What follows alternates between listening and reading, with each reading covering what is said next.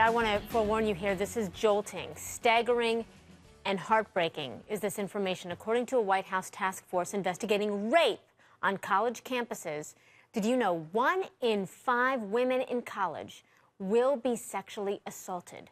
We know freshmen and sophomores are at a higher risk, and only 13% of forcible rape is reported. Now, data from the Department of Justice is even grimmer. It found only 5% of sexual assaults on campus are reported to police. So obviously, this is just a frightening problem, and one that Time magazine is tackling in this week's edition. It hits newsstands today, so hope you can get it. But let's talk to Time's Eliza Gray. She wrote the cover article.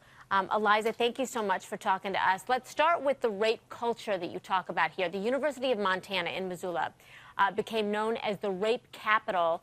I don't know if people know this. After 80 cases were reported just in the past 3 years.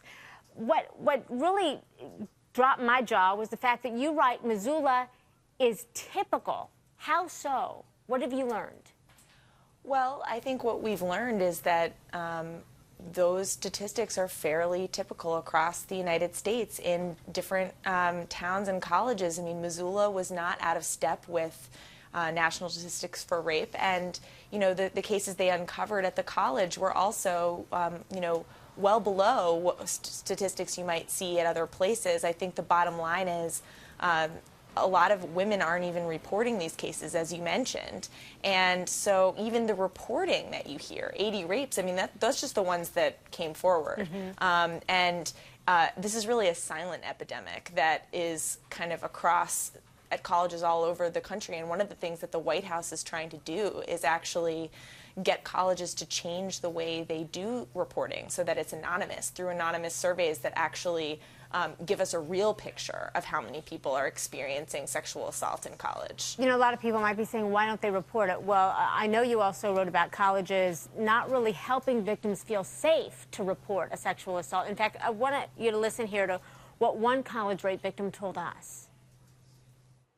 I didn't report it. I was too scared because I knew the people. I was too ashamed. I felt like it was my fault because of the circumstances.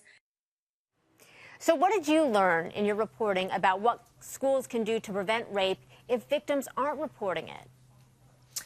Yeah, I mean, well, I will say that for the first point, a lot of women don't. I mean, 30% of women who didn't report rape in a recent study said that they didn't do so because they were unsure that a crime had occurred. So much of what we learn in our culture is that a rapist is somebody who has a weapon and jumps out at you from behind a bush, when really it's often somebody that you know and even could be somebody you trust. And I think that is why a lot of women don't report, because they don't understand what's happened to them. They can't accept it and they are ashamed. I think what colleges can do is let women know that those are crimes and that they are serious, and that the college will take it seriously and wants to hear those reports and wants to take actions that they can keep other women safe from people who do this kind of thing.